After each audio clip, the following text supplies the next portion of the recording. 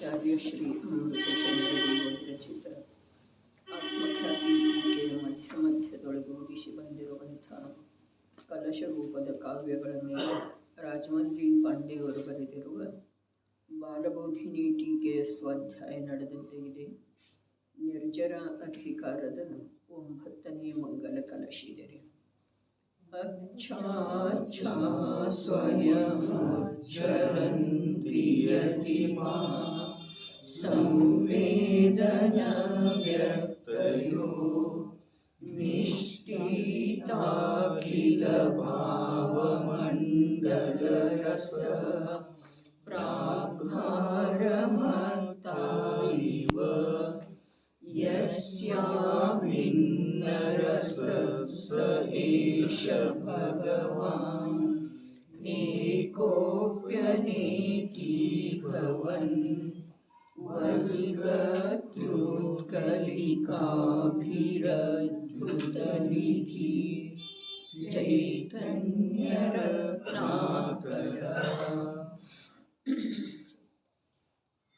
ಈ ಕಡೆ ಕೊನೆ ಪದಖಂಡ ಹೇಗಿದೆ ಮತ್ತೆ ಹೇಗಿದೆ ಸಂವೇದನ ಶಕ್ತಿಯು ನಿಷ್ಪೀತಾಖಿಲ ಭಾವಮಂಡಲ ರಸ ಪ್ರಾಗ್ಭಾರ ಮತ್ತಾ ಇವ. ಸಮಸ್ತ ಜೀವ ಉದ್ಗಲ ಧರ್ಮ ಅಧರ್ಮ ಕಾಲ ಆಕಾಶ ಹೀಗೆ ಸಮಸ್ತ ದ್ರವ್ಯಗಳ ಅತೀತ ಅನಾಗತ ವರ್ತಮಾನದ ಅನೇಕ ಪರ್ಯಾಯಗಳನ್ನು ನುಂಗಿರುವಂಥದ್ದಿದೆ. ಅದೇ ಯಾವುದರದ ಮುಖ ಎಷ್ಟು ದೊಡ್ಡದಿರ್ತಿದೆಯೋ ಅಷ್ಟು ದೊಡ್ಡ ಗ್ರಾಸ್ ತುತ್ತನ್ನು ಪ್ರಾಣಿ ಬಾಯೊಳಗೆ ಹಾಕೊಳ್ತಾನೆ, ಇಳಿಸ್ತಾನೆ ಒಳಗೆ. ಅದೇ ಪ್ರಕಾರ ಯಾವ ಜ್ಞಾನದ ಎಷ್ಟು ಸಾಮರ್ಥ್ಯ ಇದೆಯೋ ಅಷ್ಟ ಪದಾರ್ಥಗಳ ಯಥಾರ್ಥತೆಯನ್ನು ತಿಳಿದುಕೊಂಡ ಆ ಪದಾರ್ಥಗಳ ಕುರಿತಾಗಿ ಯಾವುದೇ ಪ್ರಕಾರದ ಅಭಿಲಾಷೆ, ಆಸಕ್ತಿ, ಆಕಾಂಕ್ಷೆ ಇಲ್ಲದೆ ಸಹಜ ರೂಪದಿಂದ ತನ್ನ ಜ್ಞಾನಾಮೃತದ ಸೇವನೆ ಮಾಡ್ತಂತೆ. ಸಮ್ಯಕ್ ದೃಷ್ಟಿ ಜೀವದ ಮಾತ. ಸಮ್ಯಕ್ ದರ್ಶನದ 8 ಅಂಗಗಳನ್ನು ಹೇಳುವುದೊಳಗ ನಿಷ್ಕಾಂಕ್ಷಿತ ಅಂಗ ಹೇಳ್ತಾರಲ್ಲ, ಯಾವುದ್ರದ್ದು ಕಾಂಕ್ಷ ಇಲ್ಲ. ಯಾಕಿಲ್ಲ? ಎಲ್ಲ ಅಸಾರಿದೆ, ಇಷ್ಟು ಮಾತ್ರ ಅರ್ಥ ಅಲ್ಲ. ಆದ್ರೆ ಆತ್ಮನ ಸ್ವರೂಪ ಹೇಗಿದೆ, ಪರದ್ರವ್ಯಗಳ ಸ್ವರೂಪ ಹೇಗಿದೆ. ವಿಶ್ವವೆಂಬ ಗ್ರಹದೊಳಗ 3 ಕಾಲದಲ್ಲೂ ಇರುವಂಥ 6 ಜಾತಿಯ ಅನಂತ ದ್ರವ್ಯಗಳ ತನ್ನದೇ ಆದಂಥ ಅನಂತ ಅನಂತ ತ್ರೈಕಾಲಿಕ ಗುಣಗಳ ಜೊತೆಗೆ ನಿರಂತರ ಪ್ರತಿ ಸಮಯ ಪರಿಣಮನ ಮಾಡುವಂಥ ಸುಂದರ ವ್ಯವಸ್ಥೆ ವಿಶ್ವದ ಇದೆ. ವಿಶ್ವದ ಪದಾರ್ಥಗಳದ್ದು ಇದೆ. ಪದಾರ್ಥಗಳದ್ದ ಅಂಥೇಳಿ ಭೇದ ಮಾಡಿ ಹೇಳಬಹುದು. ಅಭೇದ ರೂಪದಿಂದ ವಿಶ್ವದ ಸ್ವರೂಪ ಇಷ್ಟು ಸುಂದರ ಇದೆ. ಯಾವ ಪದಾರ್ಥನೂ ತನ್ನದೇ ಆದಂಥ ಪರಿಣಮನವನ್ನು ಬಿಟ್ಟುಕೊಟ್ಟ ಅನ್ಯ ದ್ರವ್ಯದ ಸನ್ಮುಖ ಪ್ರವೃತ್ತಿ ಮಾಡುವಂಥ ವ್ಯವಸ್ಥೆನ ವಸ್ತುವಿನೊಳಗೆ ಇಲ್ಲ. ಅರೆ ಇದು ಎಷ್ಟು ಸುಂದರ ಇದೆ. ನಾನು ಯಾರಿಗಾದರೂ ಸಹಾಯ ಮಾಡೋದಾ? ಯಾರಾದರೂ ನನಗೆ ಸಹಾಯ ಮಾಡೋದಾ? ಇದರಲ್ಲಿ ಸುಂದರತೆ ಇದೆಯೋ ಅಥವಾ ಇದರಲ್ಲಿ ಆಕುಲತೆ ಮತ್ತು ಭಾರ ಇದೆಯೋ? ಅದೇ ಭಾವದಿಂದ, ಮಿಥ್ಯಾಭಾವದಿಂದ ಅಂತ್ಯವರೇ ನಾವು ಇನ್ನೊಬ್ಬರಿಗೆ ಸಹಾಯ ಮಾಡಬೇಕು. ನಾನು ಸಹಾಯ ಮಾಡ್ತೇನೆ ಅಥವಾ ಇನ್ನೊಬ್ಬರ ಸಹಾಯಕ್ಕೆ ನನಗೆ ಅವಶ್ಯಕತೆ ಇದೆ. ಈ ಅವಶ್ಯಕತೆ ನನಗೆ ಇನ್ನೊಬ್ಬರದ್ದು ಅಥವಾ ಇನ್ನೊಂದು ಪದಾರ್ಥದ ಜಡ ಇದ್ರೂ ಕೂಡ ಸಹಾಯದ ಅವಶ್ಯಕತೆ ಇದೆ ಅನ್ನೋ ವೇಳೆದೊಳಗ ತನ್ನನ್ನು ಹೀನ ಅಸಮರ್ಥ ಅಂಥೇಳಿ ತಿಳಿಯುವ ವಸ್ತು ಸ್ವರೂಪದ ವಿರುದ್ಧ ತಿಳುವಳಿಕೆ ಆಯ್ತು ರೀ. ಅದನ್ನೇ ಮಿಥ್ಯಾಜ್ಞಾನ ಅಂತಾರೆ. ನಾನು ಇನ್ನೊಬ್ಬರಿಗೆ ಸಹಾಯ ಮಾಡುತ್ತೇನೆ ಅನ್ನುವ ಯಾವ ಭಾವ ಇದೆಯಲ್ಲ ಅದರೊಳಗೆ ತನ್ನ ಅಧಿಕತೆ ಇದೆ. ಅದು ವಸ್ತು ಸ್ವರೂಪದ ವಿರುದ್ಧ ಭಾವ ಇದೆ. ಅದುವೇ ಮಿಥ್ಯಾತ್ವ ಇದೆ. ಯಾವುದಾದರೂ ರಾಗಿ ದ್ವೇಷಿ ದೇವಿ ದೇವತೆಗಳನ್ನು ಪೂಜಿಸುವುದ ಇದು ಮಿಥ್ಯಾತ್ವ ಅಂಥೇಳಿ ಆಗಮದಲ್ಲಿ ಕಥನ ಬಂದಿದೆ ಅಥವಾ ವಕ್ತಾರರು ಹೇಳ್ತಾರೆ. ಅದು ಸ್ಥೂಲ ಇದೆ. ಅದು ಗ್ರಹೀತ ಮಿಥ್ಯಾತ್ವದ ಮಾತು ಇದೆ. ಅಗ್ರಹೀತ ಮಿಥ್ಯಾತ್ವ ಇದು ಇದೆ. ನಾನು ಇನ್ನೊಬ್ಬರಿಂದ ಸಹಾಯ ಪಡ್ಕೊಳ್ತೇನೆ, ನನಗೆ ಇದರಿಂದ ಉಪಯೋಗ ಆಗ್ತಿದೆ, ಇದರಿಂದ ಲಾಭ ಆಗ್ತಿದೆ. ಅರೆ ವೀತರಾಗಿ ದೇವಶಾಸ್ತ್ರ ಗುರುಗಳ ಕುರಿತಾಗಿ ಕೂಡ ನನಗೆ ಲಾಭ ಆಗ್ತಿದೆ ಅನ್ನುವಂಥ ವಿಕಲ್ಪ ಎಲ್ಲಿದೆಯೋ ಆ ವಿಕಲ್ಪ ವಸ್ತು ಸ್ವರೂಪದ ವಿರುದ್ಧ ಇದೆ ನೋಡ್ರಿ. ಸೂಕ್ಷ್ಮತೆಯನ್ನು ತಿಳ್ಕೊಳ್ಳೋದ, ಆ ಸೂಕ್ಷ್ಮತೆಯನ್ನು ಅಂತರಂಗದೊಳಗೆ ಅಳವಡಿಸಿಕೊಳ್ಳೋದ, ಇದು ನಿಜವಾಗಿನ ಮಹಾನ್ ಪುರುಷಾರ್ಥದ ಮಾತಿದೆ ನೋಡ್ರಿ. ಪ್ರಸಂಗದ ಅನುಸಾರ ಹರ್ಷ ವಿಷಾದ ರೂಪ ಆಗೋದ, ಪ್ರಸಂಗದ ಅನುಸಾರ ದೀನ ಹೀನ ಅಥವಾ ಮಹಾನ್ ಆಗೋದ, ಇದು ಎಲ್ಲವೂ ದುರ್ಬಲತೆ ಇದೆ ರೀ ಈ ಜೀವದ. ಅರೆ ಎಂಥದೇ ಪ್ರಸಂಗದೊಳಗ ವಸ್ತುವಿನ ಈಶ್ವರತೆಯನ್ನು ತಿಳ್ಕೊಂಡ, ಈಶ್ವರತೆ ಜಡ ಪರಮಾಣು ಏನಿದೆ ಈಶ್ವರ ಇದೆ. ತನ್ನ ಕಾರ್ಯವನ್ನು ತಾನು ನಿರಂತರ ಮಾಡುವಲ್ಲಿ, ಅರೆ ನಾನು ಮಾಡ್ತಾ ಇದ್ದೇನಂತ ಹೇಳಿ ನಮಗೆ ಅನ್ನಿಸ್ತಿದೆ. ಆದರೆ ನಿರಂತರ ಕಾರ್ಯ ಮಾಡುವಂಥ ಶಕ್ತಿಯಿಂದ ಮತ್ತು ಕಾರ್ಯ ಮಾಡುವ ರೂಪದಿಂದ ಪರಿಣಾಮನ ಪ್ರತಿಯೊಂದು ವಸ್ತು ಸದೈವ ಮಾಡ್ತಿದೆ. ಇದರದ ಸ್ವೀಕಾರ ಈ ಜೀವನಿಗೆ ಅನಂತ ಕಾಲದೊಳಗೆ ಆಗಲಿಲ್ಲ ಅಂಥೇಳಿನ ನಿರಂತರ ಪರಾಧೀನತೆಯೊಳಗ ಅನಂತ ದುಃಖದ ಅನುಭವವನ್ನು ಈ ಜೀವ ಸ್ವಯಂ ಮಾಡ್ತಾ ಇದ್ರೂ ಕೂಡ ಆ ದುಃಖವನ್ನು ಗಣನೆಗೆ ತಂದುಕೊಳ್ಳಲಿಲ್ಲ. ಅಥವಾ ಆ ಯಾವಾಗಲೇ ಒಮ್ಮೆ ಗಣನೆಗೆ ಲೆಕ್ಕದೊಳಗೆ ಬಂತು ಆ ದುಃಖ ಅಂತಂದ್ರೆ ಅದನ್ನು ಮರೆಮಾಚುವ ಪ್ರಯತ್ನ ಮಾಡಿದೆ ವಿನಃ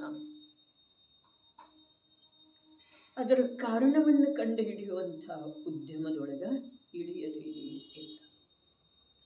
ಅರೆ 11 ಅಂಗ 9 ಪೂರ್ವದ ಪಾಠಿಯಾದ ಜೀವ ಕಳೆದ ಅನಂತ ಕಾಲದೊಳಗ ಪಂಚಮಹಾವ್ರತಗಳ ಪರಿಪಾಲನೆ ಮಾಡುವಂಥ ನಿಷ್ಠ ವ್ರತಿಯಾದ, ಆದರೂ ಕೂಡ ವಸ್ತುವಿನ ಸ್ವರೂಪದ ಪರಮ ಸ್ವತಂತ್ರತೆಯನ್ನು ತನ್ನ ಅಂತರಂಗದೊಳಗ ತನಗೆ ಸುಖ ಆಗುವ ರೂಪದಿಂದ ತಿಳ್ಕೊಳ್ಳಿಲ್ಲ. ತನ್ನ ಪರಾಧೀನತೆ ಬಿಟ್ಟು ಹೋಗುವ ರೂಪದಿಂದ ತಿಳ್ಕೊಳ್ಳಿಲ್ಲ. ಅಪರಾಧ ಬಹಳ ವಿಪರೀತ ಇದ್ದ ಕಾರಣ ಅದರ ಫಲ ಅನಂತ ದುಃಖ ಮತ್ತು ಚತುರ್ಗತಿ ರೂಪದ ಸಂಸಾರ ಇದೆ. ಅರೆ ಎಲ್ಲಿ ಅಜ್ಞಾನಿಗಳ ಮುಂದೆ ನಮ್ಮನ್ನು ನಾವು ದೊಡ್ಡವರ, ಜ್ಞಾನಿ, ಶ್ರೀಮಂತ, ಬಲವಂತ, ಬುದ್ಧಿವಂತ ಅಂಥೇಳಿ ತಿಳ್ಕೊಳ್ಳೋದರೊಳಗ ನಮ್ಮ ಸುಂದರವಾಗಬೇಕಾದಂಥ ನಿಜವಾದ ಸುಖಮಯ ಆಗುವಂಥ, ನಿಜವಾಗಿ ಸುಖಮಯ ಆಗಬೇಕಾದಂಥ ಬುದ್ಧಿಯನ್ನು ನಾವು ಎಲ್ಲ ನಷ್ಟ ಭ್ರಷ್ಟ ಪ್ರತಿ ಸಮಯಕ್ಕೆ ಮಾಡ್ತಾ ಇದ್ದೇವೆ. ಜ್ಞಾನಿ ಗುರುಗಳ ಮಾತ ಬಸ್ ಇಡೀ ಜಿನಾಗಮದ 4 ಅನುಯೋಗದ ಕಥನ ವಸ್ತು ಸ್ವರೂಪವನ್ನು ಕಣ್ಣು ಬಿಟ್ಟು ನೋಡುವುದಿದೆ. ಯಾವುದರ ಸ್ವರೂಪ ಹೇಗಿದೆ? ಅರೆ ಮೂಲತಃ ವಸ್ತುವಿನ ಸ್ವರೂಪ ಒಂದು ಇನ್ನೊಂದರಿಂದ ಭಿನ್ನ, ಒಂದು ಇನ್ನೊಂದರಿಂದ ನಿರಪೇಕ್ಷ ವಿದ್ಯಮಾನತೆ ಮತ್ತು ನಿರಂತರ ಕಾರ್ಯ ಮಾಡುವುದು. ಇಷ್ಟು ಈ ಜೀವಕ್ಕೆ ನಿಜವಾಗಿ ಸ್ವೀಕಾರ ಆಯಿತು ಅಂತಂದ್ರೆ ದುಃಖದ ಮಾತ್ರ ಬಹಳಷ್ಟು ಅನ್ನೋದಕ್ಕಿಂತ ಎಲ್ಲ ಬಿಟ್ಟು ಹೋಗ್ತೀನಿ. ಪ್ರತಿಯೊಂದು ವಸ್ತು ತನ್ನ ಕಾರಣದಿಂದ ತಾನು ಇದೆ, ತನ್ನ ಕಾರಣದಿಂದ ತಾನು ಪರಿಣಾಮ ಮಾಡ್ತಾ ಇದೆ. ಬರೀ ಇಷ್ಟು ಮಾತರೆ, ಇಷ್ಟು ಮಾತು ತಿಳ್ಕೊಂಡ ನಂತರ, ಇಷ್ಟು ಮಾತಿನ ಭಾವ ನಮ್ಮ ಜ್ಞಾನದೊಳಗೆ ದೃಢ ಆದ ನಂತರ, ಇಷ್ಟು ಮಾತಿನ ಶ್ರದ್ಧೆ ನಮ್ಮ ಪ್ರಗಟ ಪರ್ಯಾಯದೊಳಗೆ ಆಯಿತು ಅಂತಂದ್ರೆ ನಮ್ಮ ಜೀವನ ಧನ್ಯ ಇದೆ. ಯಾವ ಕರ್ಮನೂ ನಮ್ಮನ್ನು ಏನೂ ಮಾಡಲಿಕ್ಕೆ ಸಾಧ್ಯ ಇಲ್ಲ. ಈಗಷ್ಟ ಅಲ್ಲ, ಅನಾದಿಯಿಂದನೂ ಕರ್ಮ ನಮಗೇನು ಮಾಡೇ ಇಲ್ಲರಿ, ಮಾಡುವ ಸಾಧ್ಯತೆಯೇ ಇಲ್ಲ. ಯಾವುದೂ ಜಡಚೇತನ ಪದಾರ್ಥಗಳ ನನಗೆ ಇನ್ನೂವರೆಗೆ ಅನಾದಿಯಿಂದ ಅರ್ಥಾತ್ ಮೂರೂ ಕಾಲದಲ್ಲಿ ಯಾವುದೇ ಪ್ರಕಾರದ ಪ್ರತಿಕೂಲತೆ ದುಃಖ ಕೊಡುವ ಸಾಧ್ಯತೆ ಇಲ್ಲ. ಇಷ್ಟು ತಿಳಿದ ನಂತರ ನಮಗೆ ಇನ್ನೊಬ್ಬರ ಕುರಿತಾಗಿ ಇರುವಂಥ ದ್ವೇಷ ಭಾವ ತನ್ನಷ್ಟಕ್ಕೆ ತಾನೇ ಹೋಗ್ತಿದ್ದೇನೆ.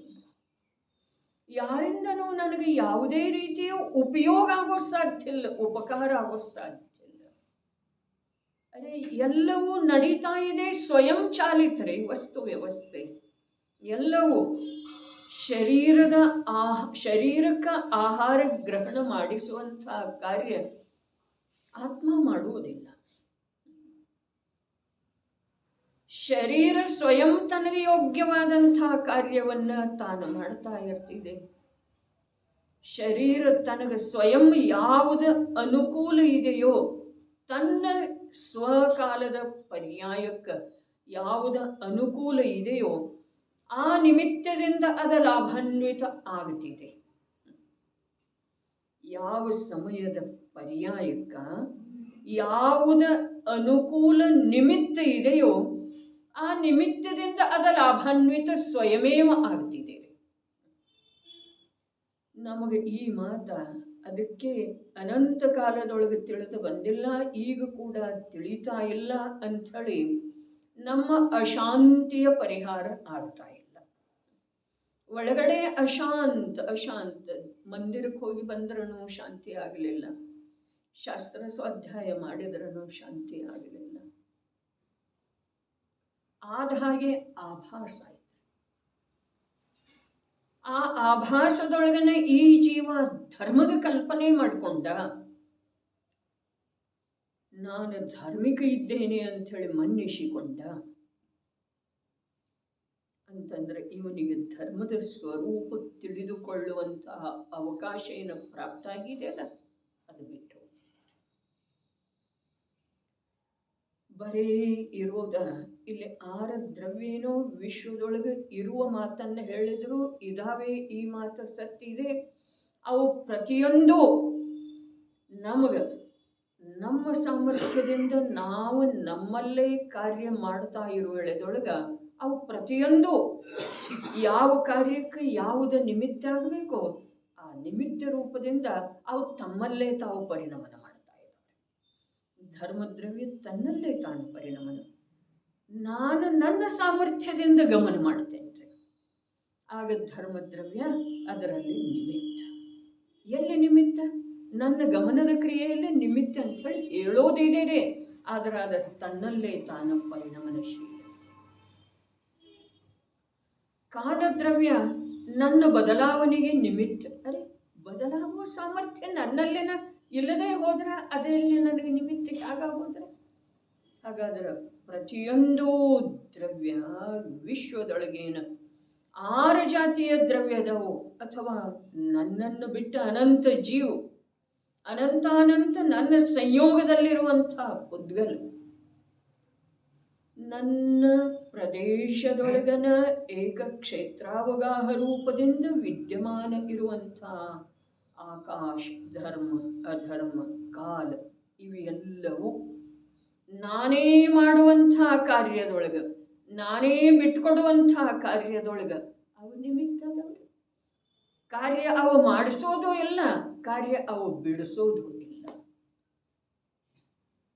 ಇದನ್ನು ತಿಳಿಯೋದು. ಅರೆ ನಾನೇ ಕ್ರೋಧಾನ್ವಿತ ಆಗ್ತೇನೆ, ಆವಾಗ ಯಾವುದೋ ಒಂದು ಜಡ ವಸ್ತು ಅಥವಾ ಯಾವನೋ ವ್ಯಕ್ತಿ, ಪುತ್ರ ಇರಬಹುದು, ತಂದೆ ಇರಬಹುದು, ಪತ್ನಿ ಇರಬಹುದು, ನೌಕರ ಇರಬಹುದು, ನಿಮಿತ್ತ ಆಗ್ತಾರೆ.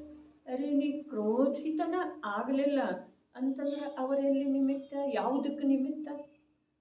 ಹಾಗಾದ್ರೆ ಕ್ರೋಧಿತ ನಿಮಿತ್ತದಿಂದ ಆದ ಅಥವಾ ತನ್ನ ಸ್ವಭಾವದಿಂದ ಆದ, ವರ್ತಮಾನದ ಪರ್ಯಾಯಗತ ಸ್ವಭಾವರೇ ಅದ ಕ್ರೋಧಿತ ಆಗೋದು, ಶಾಂತ ಆಗೋದು. ಇದು ಎಲ್ಲವೂ ಏನಿದೆ? ಜೀವದ ಆಯಾ ಸಮಯದ ಪರ್ಯಾಯಗತ ಯೋಗ್ಯತೆ ಇದೆ, ಪರ್ಯಾಯದ ಸ್ವಭಾವ ಇದೆ. ಅರೆ ಇದನ್ನು ಒಂದು ವೇಳೆ ನಾವು ಆಂತರ್ಯದ ಅನುಭೂತಿಪೂರ್ವಕ ತಿಳಿದೆವು ಅಂತಂದ್ರೆ ನಮ್ಮ ರತ್ನತ್ರಯ ರೂಪದ ಮೋಕ್ಷ ಮಾರ್ಗ ಪ್ರಕಟನ ಆಗ್ತಿದೆ. ಕಠಿಣ ಏನೂ ಇಲ್ಲ, ಸ್ವಲ್ಪ ಕೂಡ ಕಠಿಣ ಇಲ್ಲ. ಅರೆ ಪರಾಧೀನ ಇದ್ರೆ ಕಠಿಣ ಇರೋದ, ಇದು ಸ್ವಾಧೀನ ಇದೆ, ನನ್ನದೇ ಇದೆ. ನೋಡ್ರಿ, ಎರಡು ಪ್ರಕಾರದ ಅನುಕೂಲತೆ ನಮಗೆ ಪ್ರಾಪ್ತ ಇದೆ. ಎರಡು ಪ್ರಕಾರದ್ದು. ಒಂದಂತೂ ತ್ರೈಕಾಲಿಕ ಸ್ವಭಾವ ಶುದ್ಧ ಇದೆ, ಅದು ಒಂದು ಅನುಕೂಲನೇ ಆಯ್ತಲ್ಲ, ಅದನ್ನೇನು ಶುದ್ಧ ಮಾಡಬೇಕಾಗಿಲ್ಲ. ತ್ರೈಕಾಲಿಕ, ನನ್ನ ಸ್ವಭಾವ ತ್ರೈಕಾಲಿಕ ಶುದ್ಧ ಇದೆ, ಶುದ್ಧ ಇದೆ. ಶುದ್ಧ ಅಂದ್ರೆ ಏನ?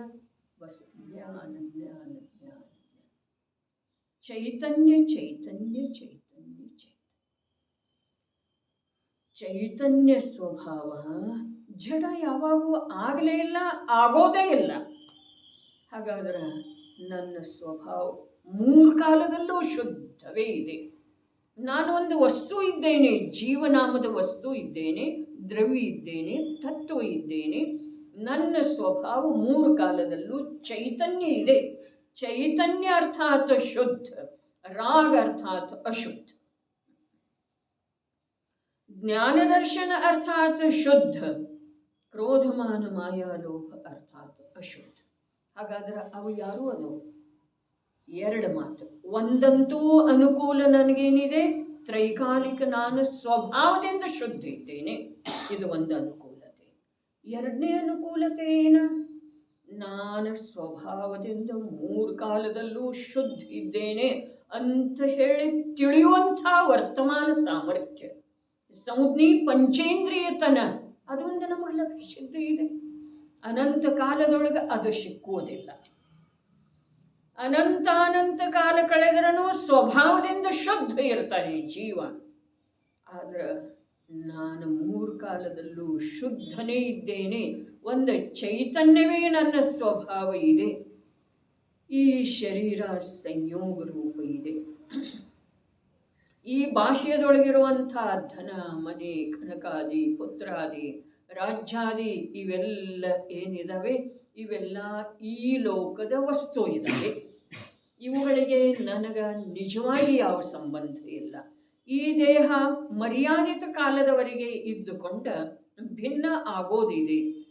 ಇನ್ನು ಯಾವ ಅವುಗಳ ಕುರಿತಾಗಿ ರಾಗ, ದ್ವೇಷ ಮೊದಲಾದ ಮದ, ಮಾತ್ಸರ್ಯ, ಹೀನತೆ, ದೀನತೆ, ಸಂತೋಷ, ಖೇದ ಏನೆಲ್ಲ ಆಗತ್ತಿದೆಯಲ್ಲ, ಆ ಆಗುವಂಥದ್ದ ನಾನೇ ಅವುಗಳ ಕಡೆಗೆ ಲಕ್ಷ್ಯ ಹಾಕುವುದರಿಂದ ನನ್ನಲ್ಲೇನ ಆಗ್ತಾ ಇದೆ. ಈ ಮಾತ ತಿಳ್ಕೊಳ್ಳುವಂಥ ಯೋಗ್ಯತೆ ಇದು ಸಂಜ್ಞಿ ಪಂಚೇಂದ್ರಿಯ, ಇದು ಈಗ ನಮಗೆ ಸಿಕ್ಕದ್ದಿದೆ. ಇದು ಒಂದು ಲಾಭನಲ್ಲ, ಒಂದು ತ್ರಿಕಾಲ ನನ್ನ ಸ್ವಭಾವ ಶುದ್ಧವೇ ಇದೆ ಅನ್ನೋದು ಮೂಲ ಲಾಭ.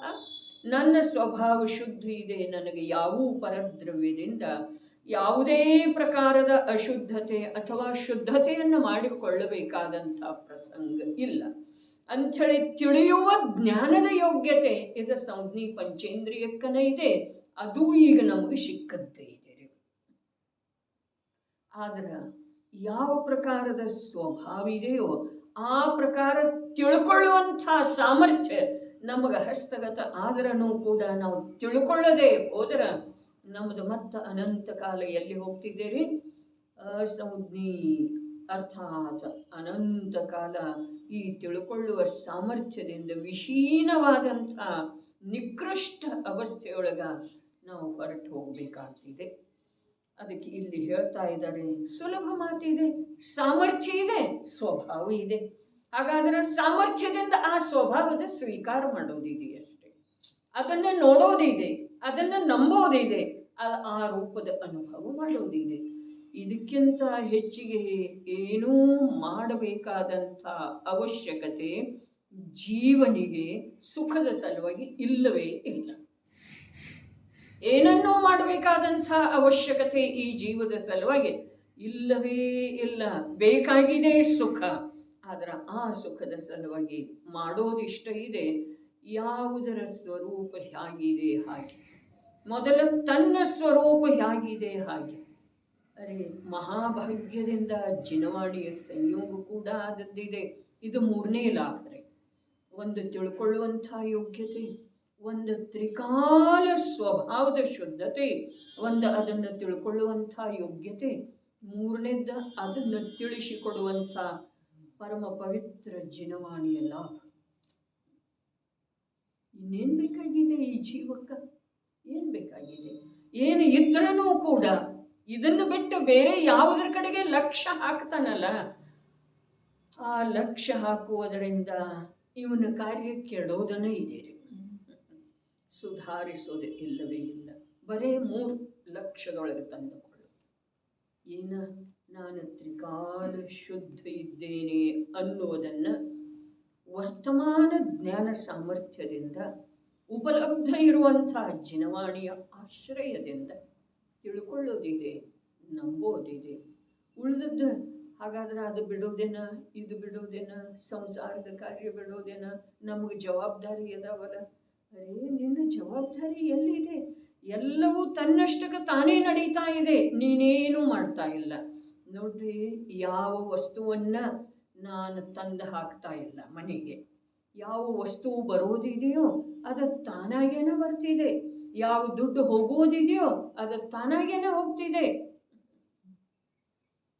ಯಾವ ವಸ್ತುವನ್ನ ನಾವು ಯಾವುದರ ಸಲುವಾಗಿ ಉಪಯೋಗ ಮಾಡಿಕೊಳ್ಬೇಕಂತೇನೋ ಆ ವಸ್ತುವಿನ ಉಪಯೋಗ ಆ ಕಾರ್ಯದ ಸಲುವಾಗಿ ಆಗೋದಿರ್ಲಿಲ್ಲ ಅಂತಂದ್ರ ಅದು ಆಗೋದನೇ ಇಲ್ರಿ. ಯಾವ ವಸ್ತು ನಾನು ತರದ್ದಲ್ಲ ನನ್ನ ಉಪಯೋಗದೊಳಗೆ ಬರುವುದಿದೆ, ಅದು ಯಾರ್ದಾದ್ರೂ ಮೂಲಕ ಬಂದೇ ಬರ್ತಿದ್ದೀರಿ ನನ್ನ ಸಂಯೋಗದೊಳಗ. ಯಾರಿಗೆ ವಿಶ್ವಾಸ ಇದೆ ಹೇಳಿ? ಅದಕ್ಕೆ ಇಲ್ಲಿ ನುಂಗಿರುವಂಥದ್ದಂತ ಹೇಳ್ತಾರೆ. ಸಂವೇದನ ಶಕ್ತಿ ಆಗಿದೆ ಅಂತಂದ್ರ ಅಖಿಲ ಭಾವ ಮಂಡಲ, ಅಖಿಲ ಸಮಸ್ತ ನನಗೇನು ಕಾಣಿಸ್ತಿದೆಯೋ ಅದೆಲ್ಲವೂ ಹೇಗಿದೆ? ತನ್ನದೇ ಆದಂಥ ಅನಂತ ಗುಣಗಳ ಜೊತೆಗೆ ಅಭೇದ ಇದ್ದುಕೊಂಡು ನನ್ನ ಕ್ಷಯೋಕ್ಷಮ ಜ್ಞಾನದ ಹಿಡಿತಕ್ಕೆ ಬರದೇ ಇರುವಷ್ಟು ಸೂಕ್ಷ್ಮ ಸಮಯ ಕೂಡ ಅದ ಪರಿಣಮನ ಮಾಡದೇ ಇರೋದು ಸಾಧ್ಯ. ಸೂಕ್ಷ್ಮ ಸಮಯ ನನ್ನ ಕ್ಷಯೋಕ್ಷಮ ಜ್ಞಾನದ ಹಿಡಿತಕ್ಕದ ಬರೋದಿಲ್ಲ. ಆದರೆ ಅಷ್ಟು ಸೂಕ್ಷ್ಮ ಸಮಯದೊಳಗ ಅದು ಪರದಿಂದ ನಿರಪೇಕ್ಷ ಇದ್ದುಕೊಂಡು ಪರಿಣಮನ ಮಾಡ್ತಾ ಇದೆ. ನಮ್ಮನ್ನು ನೋಡುವ ದೃಷ್ಟಿ ಬೇಕು. ದೃಷ್ಟಿ ಪ್ರಾಪ್ತ ಆಗುವುದರಲ್ಲಿ ನಿಮಿತ್ತವಿರುವಂಥ ಪವಿತ್ರ ಜಿನವಾಣಿ ನಮಗೆ ಎಂಥ ಮಹಾಭಾಗ್ಯದಿಂದ ಲಭಿಸಿದ್ದರೆ ರೀ. ಆ ಜಿನವಾಣಿಯ ಸಂಕೇತದ ಮೇರೆಗೆ ನಾವು ಅಂತರ್ಮುಖ ದೃಷ್ಟಿಯಿಂದ ನಮ್ಮ ಸ್ವರೂಪದ ಅವಲೋಕನೆ ಮಾಡಿದೆವು ಅಂತಂದ್ರೆ ನಮ್ಮ ಅನಾದಿಕಾಲೀನ ಸಂಸಾರದಲ್ಲಿ ಏನು ಆಯಾಸ ಆಗಿದೆಯೋ ಆ ಆಯಾಸದ ಪರಿಹಾರ ಆಗ್ತಿದೆ. ಭವಿಷ್ಯದ ಅನಂತ ಕಾಲದೊಳಗ ಯಾವುದೇ ಪ್ರಕಾರದ ಆಯಾಸ, ಕಷ್ಟ, ಖೇದ, ದುಃಖ ನಮ್ಗೆ ಆಗೋದನೇ ಇಲ್ಲ. ಇಂಥ ಸುಂದರಮಯವಾದಂಥ ಸಮಯ ಈ ಜೀವನದೊಳಗ ಕಳೆದ ಅನಂತ ಕಾಲದೊಳಗ ಬಂದಿಲ್ಲ. ತನ್ನ ಕಥೆಯನ್ನ ಏನು ಹೇಳಿದ್ರು, ತತ್ಪ್ರತಿ ಪ್ರೀತಿ ಚಿತ್ತೇನ ಏನ ವಾರ್ತಾಪಿ ಹೀ ಶ್ರುತ. ತತ್ಪ್ರತಿ ಅರೆ ಅದರ ಕುರಿತಾಗಿ, ನನ್ನ ಕುರಿತಾಗಿ ಹೇಳ್ತಾ ಇರುವಂಥ ನನ್ನ ಕಥೆಯನ್ನ ಪ್ರೀತಿಯ ಚಿತ್ತದಿಂದ ಆಲಿಸುವ ಸಂಯೋಗ ಅನಂತ ಕಾಲದೊಳಗೆ ನನಗೆ ಬಂದಿಲ್ಲ. ಧನ್ಯ ಆಗಬೇಕು ಜೀವನ. ಅಂತರಂಗದೊಳಗೆ ಪ್ರಮೋದ ಉಕ್ಕಿ ಉಲ್ಲಸಿತ ಆಗಬೇಕು. ಪರಮ ಶಾಂತ, ಯಾವುದು ಆಕುಲತೆ ಇಲ್ಲ. ಆಕುಲತೆಗೆ ಅವಕಾಶನೇ ಇಲ್ರಿ. ಆಕುಲತೆ ಮಾಡಬೇಕಾದಂಥ ಪ್ರಸಂಗನೇ ಇಲ್ಲ. ಯಾವುದರ ಸಲುವಾಗಿ ಆಕುಲತೆ ಮಾಡೋದು? ಪ್ರತಿಯೊಂದು ವಸ್ತುವಿನ 3 ಕಾಲದ ಅವಸ್ಥೆಗಳ ನಿಶ್ಚಿತ ಇದ್ದಾವೆ, ಮತ್ತು ಅವು ನಿಶ್ಚಿತ ಇರುವುದರ ಜೊತೆಯಾಗಿ ಆ ಅವಸ್ಥೆಗಳಲ್ಲಿ ಆ ದ್ರವ್ಯ ವ್ಯಾಪ್ತ ಇದೆ. ಆ ಅವಸ್ಥೆ ಆ ದ್ರವ್ಯದ ಕ್ಷೇತ್ರದೊಳಗೆ ಇದೆ. ಇನ್ನೊಂದು ದ್ರವ್ಯದ ಕಡೆಗೆ ಆ ಅವಸ್ಥೆಯ ವ್ಯಾಪ್ತಿನೂ ಇಲ್ಲ, ಆ ದ್ರವ್ಯದ ಪ್ರಸಾರನೂ ಇಲ್ಲ. ಹೀಗಿದ್ದ ಮೇಲೆ ನನಗ ಆಕುಲತ ಆಗಲಿಕ್ಕೆ ಏನು ಕಾರಣ ಏನು ಉಳಿತ್ರಿ? ದೇಹದೊಳಗಿದೆ, ಕರ್ಮದೊಳಗಿದೆ, ಸಮಯವರ್ತಿ ವಿಭಾವ ಒಂದು ಸಮಯದ್ದು ಇದೆ. ಎಷ್ಟು ನಿರ್ಭರ ದೇಹದ, ಎಷ್ಟು ಸುಂದರ ಇದೆ. ಆ ಸುಂದರವಿರುವಂಥ ವಸ್ತು ವ್ಯವಸ್ಥೆಯನ್ನು ತಿಳಿಯದೇ ಇರುವುದರಿಂದ ನಮ್ಮ ಜೀವನ ಅಸುಂದರ ಆಗಿದೆ. ನೋಡ್ಲಿಲ್ಲ ಕಣ್ಣು ಬಿಟ್ಟ ಯಾವುದೇನು ಮಾಡ್ತಾ ಇದೆ? ತನ್ನಲ್ಲೇ ತಾನಿದೆ. ದೇಹ ನನಗೇನೂ ಮಾಡ್ತಾ ಇಲ್ಲ. ನೀ ನನ್ನ ಕಡೆ ನೋಡು, ನನ್ನ ಕುರಿತು ಅಭಿಮಾನ ಮಾಡು, ನನ್ನ ಉಸಾವರಿ ಮಾಡು ಹೇಳಿಲ್ರಿ ದೇಹ ಯಾವಾಗ. ಇವ್ಯಾಕೆ ಮಾಡ್ತಾ ಇದ್ದಾನೆ? ಇವನಿಗೆ ತನ್ನ ಸ್ವರೂಪದ ಖಬರಿಲ್ಲ, ಪರಿಚಯ ಇಲ್ಲ ಅಂಥೇಳಿ ಮಾಡ್ತಾ. ಹಾಗಾದ್ರೆ ಊಟ ಮಾಡೋದೇನಿಲ್ಲ? ನೀನು ಮಾಡಲೇ ಇಲ್ಲ, ನೀನು ಬರೇ ಭಾವ ಮಾಡಿದೀಯ. ಅಲ್ಲಿ ಕಾರ್ಯ ತಾನಾಗೆ ಆದಂತೆ. ಅರೆ ಒಂದು ಥರ ಹೇಳಿದ್ರೆ ವಿಚಿತ್ರ ಅನ್ನಿಸ್ತಿದೆ, ಆದ್ರೆ ಅದುವೇ ಸತ್ಯ ಇದೆ. ಭಾವ ಇರ್ತಿದೆ, ಅಂತಿಮ ಸಮಯದವರೆಗೆ ಭಾವ ಇರ್ತಿದೆ. ಏನ ತಿನ್ಬೇಕು, ಉಣ್ಬೇಕು, ರಸಾಸ್ವಾದ ಮಾಡಬೇಕು, ನೋಡಬೇಕು, ಓಡಾಡಬೇಕು, ಮಾತಾಡಬೇಕು. ಆದ್ರೆ ಅವಾಗ ಯಾಕೆ ಆಗುವುದಿಲ್ಲ? ಈಗ ಅವಾಗ ಯಾಕೆ ಮಾಡುವುದಿಲ್ಲ? ಅಂತಿಮ ಸಮಯದೊಳಗೆ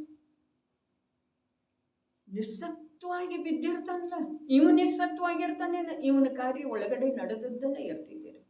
ನೀವು ಅರೂಪಿ ಆತ್ಮ ಕಾರ್ಯ ಮಾಡ್ತಾನೆ ಇದ್ದಾನೆ, ಭಾವ ಮಾಡ್ತಾ ಇದ್ದಾನೆ.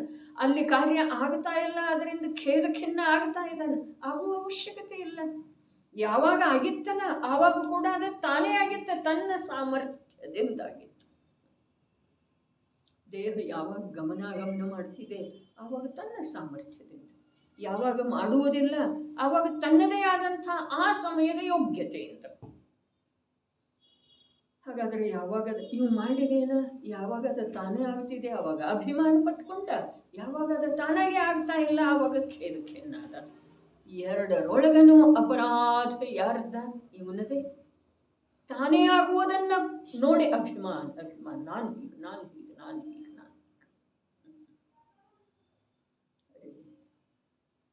ಈ ಭಿನ್ನವಿರುವಂತಹ ದ್ರವ್ಯಗಳನ್ನ ನಿಜವಾಗಿ ಶರೀರ ಅಂದ್ರೆ ಏನಿದೆ? ಅದು ಬರೀ ಪುದ್ಗಲ ಅಲ್ಲ, ಅನಂತ ಪುದ್ಗಲಗಳದ್ದು ಸಮೂಹ ಇದೆ.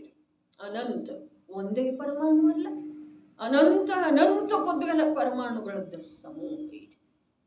ಆ ಪ್ರತಿಯೊಂದು ಪರಮಾಣು, ಆ ಸ್ಕಂಧದಲ್ಲಿ ಇರುವಂತಹ ಪ್ರತಿಯೊಂದು ಪರಮಾಣು ಯಾಗದವು ಸ್ವತಂತ್ರ. ಒಂದು ಸಲ ಈ ಜೀವನಿಗೆ ಬರೀ ಇಷ್ಟ ಶರೀರದ ಪರಮಾಣುಗಳ ಶರೀರದಲ್ಲಿ ಇರುವೆಳೆದೊಳಗೂ ಕೂಡ ಪ್ರತಿಯೊಂದು ತನ್ನ ಯೋಗ್ಯತೆಯ ಅನುಸಾರ ಪರಿಣಾಮನ ಮಾಡ್ತಿದೆ. ಶರೀರದ ಆಜ್ಞೆಯ ಮೇರೆಗೆ, ಅರೆ ಶರೀರ ಅನ್ನುವಂಥದ್ದು ವಸ್ತು ಇಲ್ಲವೇ ಇಲ್ಲ. ಅವೇ ಪ್ರತಿಯೊಂದು ಪರಮಾಣು ಭಿನ್ನ ಭಿನ್ನ ಅದಾವ್ರಿ. ನಮಗೆ ಕಾಣಿಸ್ತಾ ಇದೆ ಅಖಂಡ ಒಂದು ಪಿಂಡ, ಆದರೆ ಪ್ರತಿಯೊಂದು ಪರಮಾಣು ಭಿನ್ನ ಭಿನ್ನ ಇದ್ದಾವೆ. ಒಂದು ಇನ್ನೊಂದರಿಂದ ನಿರಪೇಕ್ಷ ನಿರಪೇಕ್ಷ ನಿರಪೇಕ್ಷ. ಅರೆ ಇಂಥ ವಿಶ್ವದೊಳಗ ಪರಮ ಸುಖದ ಸಲುವಾಗಿ ಸರ್ವ ಅನುಕೂಲತೆ ಇರುವಳೆದೊಳಗೂ ಕೂಡ ಇವು ಕೇವಲ ತನ್ನ ಅಜ್ಞಾನದಿಂದ ತನ್ನ ಚೈತನ್ಯ ಸಾಮರ್ಥ್ಯವನ್ನೇ ಉಪಯೋಗ ಮಾಡಿಕೊಂಡ ದುಃಖಿಯಾಗ್ತಾ ಇದ್ದಾನೆ. ಸರ್ವಾವಕಾಶ ಇವನಿಗೆ ಸುಖಿಯಾಗುವ ಸಲುವಾಗಿ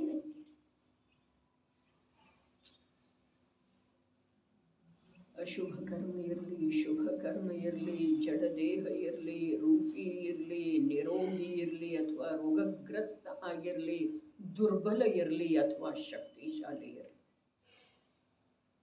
ಇದನ್ನು ನುಂಗಿ ಹಾಕೋದ ಬಹಳ ಕಠಿಣ ಇದೆ ನೋಡ್ರಿ. ಸಂವೇದನ ಶಕ್ತಿ ಮಾತ್ರ ಇದನ್ನು ನುಂಗಿ ಹಾಕಬಹುದು. ಯಾವುದನ್ನು ಯಾವುದು ಆಗ್ತಿದೆ ಅದನ್ನು ನುಂಗಿ ಹಾಕೋದಂದ್ರೆ ಏನು? ಅದೇ ನುಂಗಿ ಹಾಕೋದು ಅರ್ಥಾತ್ ಯಾವುದು ಆಗಿದೆಯೋ ಹಾಗೆ ಸಹಜ ರೂಪದಿಂದ ತಿಳಿದು ಬಿಡೋದು. ತಿಳಿದು ಬಿಡೋದು ಅನ್ನೋದು ಕೂಡ ಕಲಂಕಿದೆ ರೀ. ಅದು ತಾನಾಗೇ ತಿಳಿದು ಬರ್ತಿದೆ ಇವನ ಜ್ಞಾನದ ನಿರ್ಮಲ ಕನ್ನಡಿಯೊಳಗೆ ತಾನಾಗೇ ತಿಳಿದು ಬರ್ತಿದೆ. ಅರೆ ಹೇಗಿದೆ ಸಂವೇದನ ಶಕ್ತಿಯು? ಬಹಳ ಅದ್ಭುತ ಕಥನೆ ಇದೆ ರೀ. ಇದರಲ್ಲಿ ಇರುವಂತಹ ಸಾರ ರಹಸ್ಯವನ್ನ ಶಬ್ದದ ಮೂಲಕ ಯಾವ ಮಹಾತ್ಮ ಹೇಳೋ ಸಾಧ್ಯ ಇಲ್ಲ. ಸಮಸ್ತ ಜೀವ, ಉದ್ಗಲ, ಧರ್ಮ, ಅಧರ್ಮ, ಕಾಲ, ಆಕಾಶ ಹೀಗೆ ಸಮಸ್ತ ದ್ರವ್ಯಗಳ ಅತೀತ, ಅನಾಗತ, ವರ್ತಮಾನದ ಅನಂತ ಪರ್ಯಾಯಗಳನ್ನು ಹಿಂದೇನೂ ನಾನು ಮಾಡಲಿಲ್ಲ, ಮುಂದೆ ಅನಂತ ಕಾಲದವರೆಗೆ ನಾನೇನೂ ಮಾಡುವ ಅವಶ್ಯಕತೆ ಇಲ್ಲ, ಮಾಡುವ ಸಾಧ್ಯತೆ ಇಲ್ಲ. ಯಾವ ಪದಾರ್ಥ ನನಗೆ ಹಿಂದೆ ಎಂದೂ ಅನಂತ ಕಾಲದಲ್ಲಿ ಯಾವ ಕರ್ಮನೂ ನನಗೆ ದುಃಖ ಕೊಡಲಿಲ್ಲ, ಯಾವ ಮನುಷ್ಯನೂ ನನಗೆ ದುಃಖ ಕೊಡಲಿಲ್ಲ, ಯಾವ ಕಾಲಕ್ಷೇತ್ರನೂ ನನಗೆ ದುಃಖ ಕೊಡಲಿಲ್ಲ. ನಾನು ಸ್ವಯಮೇವ. ದುಃಖದ ಕಾರಣ ಒಂದೇ ಇದೆ, ಏನ? ನನ್ನ ನೈಜ ಸ್ವರೂಪದ ಕಡೆಗೆ ನಾನು ನೋಡ್ತಾ ಇಲ್ಲ. ನನ್ನ ವಾಸ್ತವಿಕ ಸ್ವರೂಪವನ್ನ ನಾನು ಆಗಮದ ಮೂಲಕ ಅನೇಕ ವರ್ಷಗಳಿಂದ ಅಧ್ಯಯನ ಮಾಡಿದ್ರೂ ಕೂಡ ನಂಬುತ್ತಾ ಇಲ್ಲ. ಆ ನನ್ನ ವಾಸ್ತವಿಕ ಸ್ವರೂಪವನ್ನು ನೋಡದೇ ಇರೋದು, ನಂಬದೇ ಇರೋದು, ಅದರ ನಂಬಿಕೆಯ ಮೇರೆಗೆ ಯಾವ ಅನುಭೂತಿ ಆಗ್ತಿದೆ ಆ ಅನುಭೂತಿಯಿಂದ ವಂಚಿತ ಇರುವುದೇ ದುಃಖದ ಕಾರಣ ಇದೆ. ಅನ್ಯ ಯಾವುದೂ ವಿಶ್ವದೊಳಗೆ ಯಾವ ಜಡಚೇತನ ಪದಾರ್ಥ ನನ್ನ ದುಃಖದೊಳಗೆ ಕಾರಣ ಅಥವಾ ನಿಮಿತ್ತ ಕೂಡ ಇಲ್ರಿ. ನಿಮಿತ್ತ ಅಂಥೇಳಿ ಹೇಳೋದಿದೆ. ಯಾವಾಗ ನೀವು ತಾನಾಗೇನ ದುಃಖಿ ದುಃಖಿ ದುಃಖಿ ಕಷಾಯಿ ಆಗ್ತಾನಲ್ಲ, ಆ ವೇಳೆದೊಳಗೆ ಅದನ್ನು ನಿಮಿತ್ತ ಅಂಥೇಳಿ ಸರ್ವಜ್ಞ ಭಗವಂತರ ಅದರ ವಿದ್ಯಮಾನತೆಯನ್ನು ಸೂಚಿಸಿದರೆ ವಿನಃ ಅದರಿಂದ ನಿನಗೆ ಹೀಗಾಗ್ತಿದೆ ಅಂಥೇಳಿ ಅವರು ಹೇಳಲೇ ಇಲ್ಲ. ಅವರ ಕಥನದ ಅಭಿಪ್ರಾಯದೊಳಗೆ ಎಲ್ಲೂ ಆ ಪ್ರಕಾರ ಪ್ರಕಟ ಆಗೋದನೇ ಇಲ್ಲ. ಆದರೆ ಈ ಜೀವ ತನ್ನ ದೋಷವನ್ನು ಮುಚ್ಚಿ ಹಾಕುವ ಸಲುವಾಗಿ ನಿಮಿತ್ತದ ಮೇಲೆ ಆರೋಪ ಮಾಡ್ತಾ ಜಗತ್ತಿನೊಳಗೆ ಕೋಲಾಹಲ ಮಾಡ್ತಾ ಇದ್ದಾನೆ. ಆ ಕೋಲಾಹಲವನ್ನು ಕೇಳುವವರು ಯಾರೂ ಇಲ್ಲ. ಯಾರು ಕೇಳ್ತಾರೆ? ನಮ್ಮ ಆಳಾಪವನ್ನು ಯಾರು ಕೇಳ್ತಾರೆ? ನಮ್ಮ ದುಃಖವನ್ನು ಯಾರು ಕೇಳ್ತಾರೆ? ಅರೆ ನೀನು ಸುಖ ಸ್ವಭಾವಿ ಇರೋ ವೇಳೆದೊಳಗೂ ಕೂಡ ಸ್ವಯಂ ಅದನ್ನು ಮರ್ತಿದೆ ಅಂದಮೇಲೆ ನಿನ್ನ ದುಃಖವನ್ನು ಕೇಳುವವರು ಲೋಕದೊಳಗೆ ಯಾರು? ನಿನ್ನ ದುಃಖಕ್ಕೆ ಪರಿಹಾರ ಹೇಳುವವರು ಯಾರು ಲೋಕದೊಳಗೆ? ಬಹಳ ಅದ್ಭುತ ಮಾತು. ಅತೀತ, ಅನಾಗತ, ವರ್ತಮಾನದ ಅನಂತ ಪರ್ಯಾಯಗಳನ್ನು ನಿಪ್ಪೀತ ನುಂಗಿರುವಂಥದ್ದಿದೆ. ರಸ ಅವುಗಳ ರಸಾಯನಭೂತ ದಿವ್ಯ ಔಷಧಿಯ ಪ್ರಾಗ್ಭಾರ ಸಮೂಹದ ಮೂಲಕ ಮತ್ತೈವ ಮಗ್ನವಾಗಿರುವಂಥದ್ದಿದೆ. ನೋಡ್ರೆ ಈಗ ನುಂಗಿರುವಂಥದ್ದಿದೆ ಅಂಥೇಳಿ ಹೇಳಿದರೆ ಅದರ ನಂತರ ಅದನ್ನೇ ಬೇರೆ ರೂಪದಿಂದ ಏನು ಹೇಳ್ತಾರೋ, ಅವುಗಳ ರಸಾಯನಭೂತ ದಿವ್ಯ ಔಷಧಿಯ ಸಮೂಹದ ಮೂಲಕ ಮಗ್ನವಾಗಿರುವಂಥದ್ದಿದೆ. ಆ ಸಂವೇದನೆ ಹೇಗಿದೆ, ಆ ಎಲ್ಲ ಏನು ಹೇಳಿದ್ರಲ್ಲ, 6 ದ್ರವ್ಯ, ಪ್ರತಿಯೊಂದು ದ್ರವ್ಯದ 3 ಕಾಲದ ಪರ್ಯಾಯ ಏನು ಹೇಳಿದ್ರಲ್ಲ, ಅದನ್ನೆಲ್ಲ ತಿಳಿಯುವಂಥದ್ದಿದ್ರೂ ಕೂಡ ಅದರಿಂದ ಪ್ರಭಾವಿತ ಆಗದೆ ಇರುವಂಥದ್ದು, ಅದರ ವಿಷವನ್ನ ನಿರ್ವಿಷ ಮಾಡುವಂಥ ರಸಾಯನಭೂತ ದಿವ್ಯ ಔಷಧಿಯ ಸಮೂಹ ಏನಿದೆಯಲ್ಲ, ಅದರೊಳಗೆ ಮಗ್ನ ಇದೆ. ಅದರ ಸಂವೇದನೆ ಬಹಳ ಅದ್ಭುತ ರೀ. ಒಂದು ಅಸ್ಥಿ, ಒಂದು ನಾಸ್ತಿ. ಎಲ್ಲಿ ಅಸ್ಥಿ ಇದೆ, ಎಲ್ಲಿ ಮಗ್ನ ಇದೆಯಲ್ಲ, ಅದು ಅಸ್ಥಿ. ನಾಸ್ತಿಯಲ್ಲಿ ಅದನ್ನೆಲ್ಲ ತಿಳಿತಾ ಇದ್ರೂ ಅಲ್ಲಿ ಇಲ್ಲ ಅನ್ನೋದು ನಾಸ್ತಿ. ಬಹಳ ಅದ್ಭುತ. ಒಂದು ಪದಖಂಡದೊಳಗ ಆಚಾರ್ಯ ಭಗವಂತರ ಎಂಥ ಭಾವಿದಾವೆ ಅನ್ನೋದನ್ನ ಈ ಮಹಾಪುರುಷ ಟೀಕಾಕಾರ ಹೇಗೆ ಹೊರಗೆ ತೆಗೆದಿದ್ದಾನೆ. ಅದನ್ನು ಓದುವಂಥ ಭಾಗ್ಯ ನಮಗೆ ಸಿಕ್ಕದ್ದಿದೆಯಲ್ಲ, ನಮ್ದು ಭಾಗ್ಯ ಸಣ್ಣದಲ್ರಿ. ಅವರಂಥದ್ದನೇ ಇದೆ, ಅವರಿಗಿಂತ ಸ್ವಲ್ಪ ಕೂಡ ಕಮ್ಮಿ ಇಲ್ಲ. ಆದರೆ ನಾವು ಅದನ್ನ ಆ ಪ್ರಕಾರದ ಪ್ರಾಮಾಣಿಕ ಜ್ಞಾನದಿಂದ ತಿಳ್ಕೊಳ್ಬೇಕಾಗ್ತದೆ. ಏನು ಹೇಳಿದ್ರು, ಅದರದ್ದೆಲ್ಲ ನಿರಾಕರಣೆ ಮಾಡುವಂಥದ್ದು ಔಷಧಿ.